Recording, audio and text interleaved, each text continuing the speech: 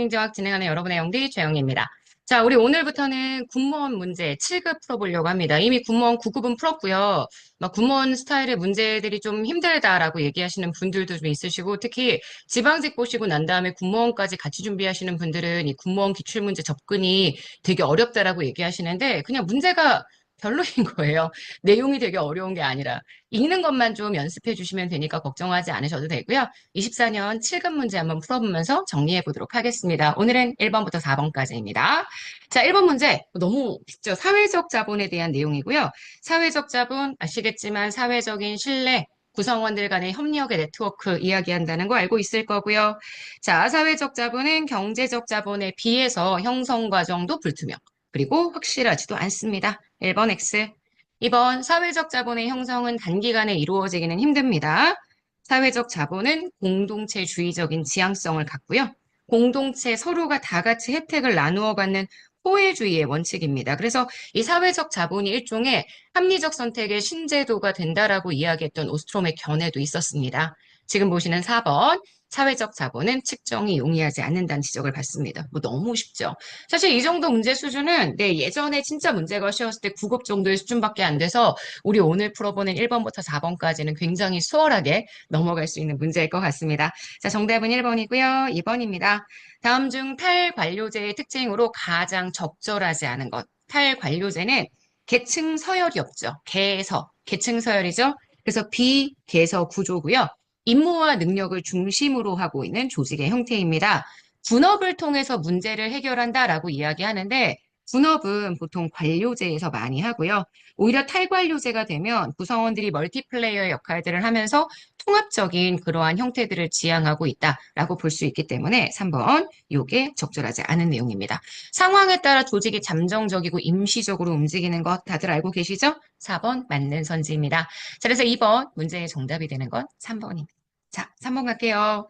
다음 중 신중앙집권과 신지방분권. 이제 이 주제가 저희 9급에서는 한 번도 출제가 되지 않았던 주제죠. 지방자치론 들어갔을 때 유럽에서 그리고 미국에서 지방자치의 흐름에 대한 이야기하면서 과거 왕정이었을 때 중앙집권, 그 다음 야경국가 시기, 근데 입법국가 시기에 지방분권, 다시 행정국가 시기에 신중앙집권, 그 다음 신행정국가 시기에 중앙정부의 역할이 좀 줄어들면서 신지방분권이 나타났던 그런 내용에 대한 얘기들이 쭉 들어간다라고 생각하시면 됩니다. 사실 그렇게 어려운 개념들은 아닌데 이 개념에 대한 부분들은 여러분들이 모르시면 정리를 하실 때 좀 헷갈리실 수 있는 내용들이 있거든요. 자, 일단 한번 가볼게요. 신중앙집권은 그 전에 근대 입법국가가 너무 분권 하면서 지방분권 위주로 얘기를 했더니 분권의 비능률성, 중앙집권의 비민주성 문제를 해결하기 위한 새로운 형태의 집권이다. 선생님, 이거 전혀 이해가 안 돼요. 라고 얘기하시는 분들이 있을 것 같아요. 아까도 말씀드렸지만 원래 중앙집권 하다가 이게 문제가 있으니까 지방분권 한 거고 이게 문제가 있으니까 다시 신중앙집권을 한 거란 말이에요. 그래서 신중앙집권은 얘도 문제지만 이것도 문제다. 너무 비민주적으로 중앙집권을 한 것도 문제다. 그래서 통합을 하되 민주적인 원칙에 의해서 통합이 이루어져야 한다. 중앙의 집권이라는 게 정말 지방을 무시하고 중앙 혼자서 독점적인 권력을 행사하겠다. 이런 의미가 아니다라고 얘기를 하거든요.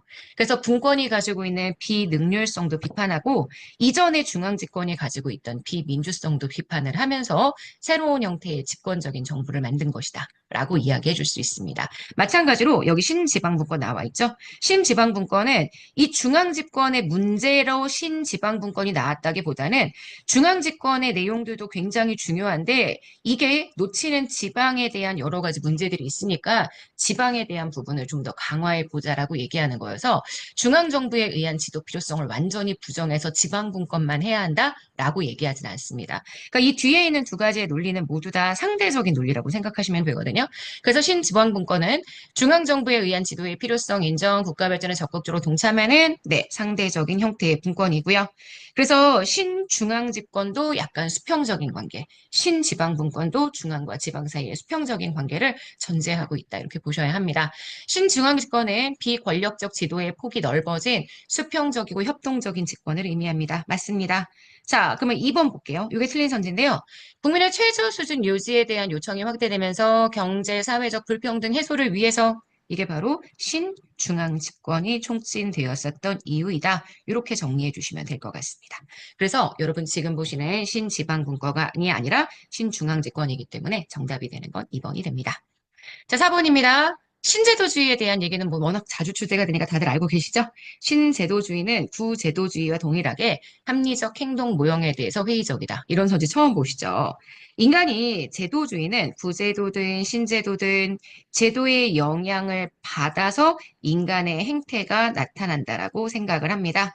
그래서 제도의 영향을 받아서 현재 지금 보시는 인간의 행태를 설명하고요.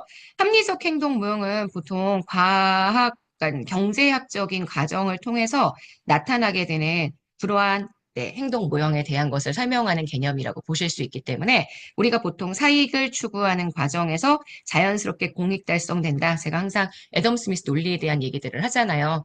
근데 이 논리에 대해서는 그닥 좀 회의적이었다, 부정적인 시각을 가지고 있다. 이렇게는 이야기할 수 있습니다. 그래서 회의적이었다, 이 표현 맞는 선지가 되고요. 사실 근데 저는 사실은 1번 선지가 약간 틀렸다고 생각을 하는 게 신제도주의의 정치적 신제도주의나 아니면 우리가 알고 있는 사회학적 신제도주의는 합리적 행동 모형에 대해서 회의적이었던 건 맞습니다. 하지만 합리적 선택의 신제도주의, 다시 얘기해서 경제학적 신제도주의는 어느 정도의 회의성이라기보다는 어느 정도 인간의 합리성을 전제로 두고 있기 때문에 저는 얘가 완전히 틀린 선지라고, 아니, 맞는 선지라고 얘기하는 건 조금 애매하다라고 생각을 합니다.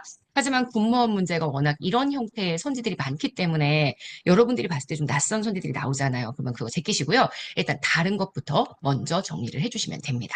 자, 2번입니다. 역사학적 신제도주의는 제도가 경로 의존성을 가지죠.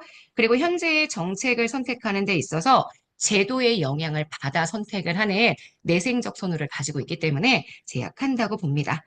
사회학적 신제도주의는 방법론적 전체주의에 의해서 분석을 하고요. 합리적 선택의 신제도주의는 개인의 선택 결과에 대해서 미리 합리적인 행동을 할 수가 있기 때문에 연역적인 방법들을 통해서 예측할 수 있다고 봅니다. 사실 이 두 번째 선지는 죄송해요. 여기 있는 선지, 요 선지는 괜찮아요. 이 선지는 괜찮은 것 같아요. 하지만 요 선지는 약간 제가 보기에는 너무 문제의 정답이라고 얘기하기에는 맞는 선지라고 얘기하기에는 약간 한계가 있어서 여러분들 일단 3번이 너무 확실하게 틀린 선지니까 3번 이거 정답으로 보시고 1번은 제끼고 2번하고 4번 중심으로만 내용 정리하셔도 크게 무리 없을 것 같습니다. 자, 여기까지 해서 우리 오늘 굿모닝 행정학 마무리하도록 하겠습니다. 여러분 오늘 하루 정말 여러분 거고요. 내일 아침에 만납시다. 여러분 안녕.